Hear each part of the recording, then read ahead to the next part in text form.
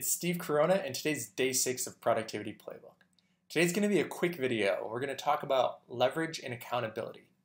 These are two different tools in our productivity toolbox that we can use every day to help us be more successful and get more done. So what's the idea? Accountability is what keeps us doing things, right? So we can commit to doing everything, and we can commit to getting everything on our to-do list done and being super productive. But if we don't do it and there's no one there to keep us honest, we kind of slack a little bit. We don't actually perform at our full potential.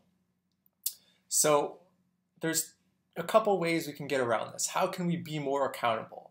Some people can just find the power in themselves to keep themselves accountable, and that's great. If you can do that, fantastic. Take advantage of that. But truth is, you probably can't. You probably have had problems with accountability in the past, especially being accountable to yourself.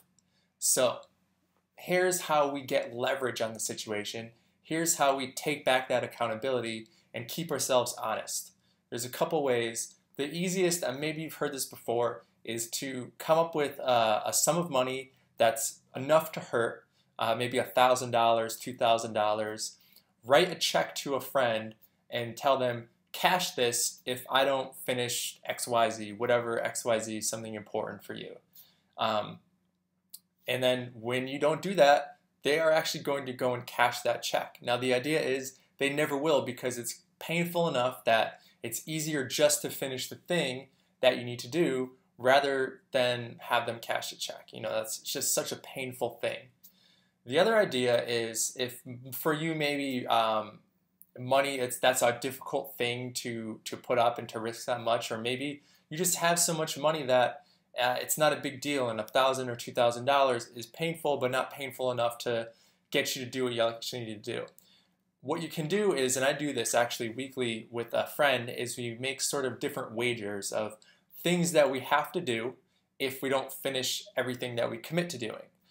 So it could be just something too that's really personally painful that you really don't want to do.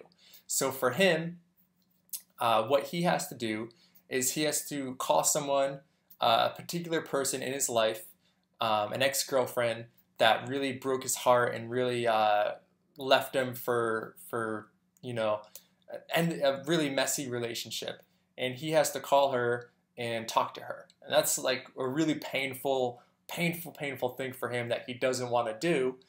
So it keeps him every week. It really gives him the fire and gives him the motivation to get things done, because if he commits to something and doesn't actually do it, you bet your ass I'm going to make him, do this awful thing that he doesn't want to do, because it keeps him accountable. It keeps him productive.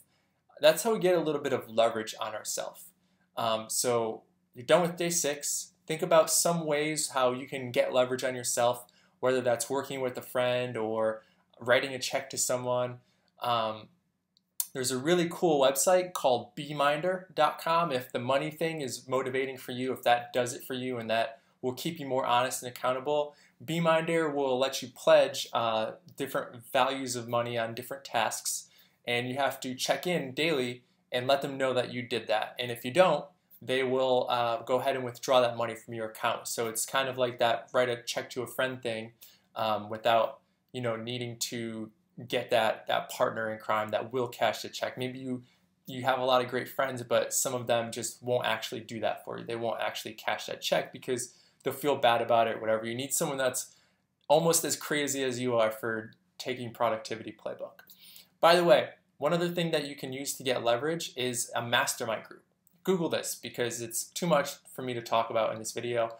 But a mastermind group is really quickly a group of people that you get together with once a week or twice a month, and people that are highly focused, highly engaged, also in the same position as you, trying to better themselves, be more productive, be successful. And you sit down once a week and just have an hour-long conversation with them and talk about what you're working on, what you're going to be working on the following week, things you're struggling with, things you learned that week. It's a really great way to have like a mastermind of sharing information and knowledge and that sort of thing. So Google it, because I'm not doing it justice, but if you can find those type of people around you in your life that you can meet with on a weekly basis, it's going to be really beneficial to your success and to your productivity.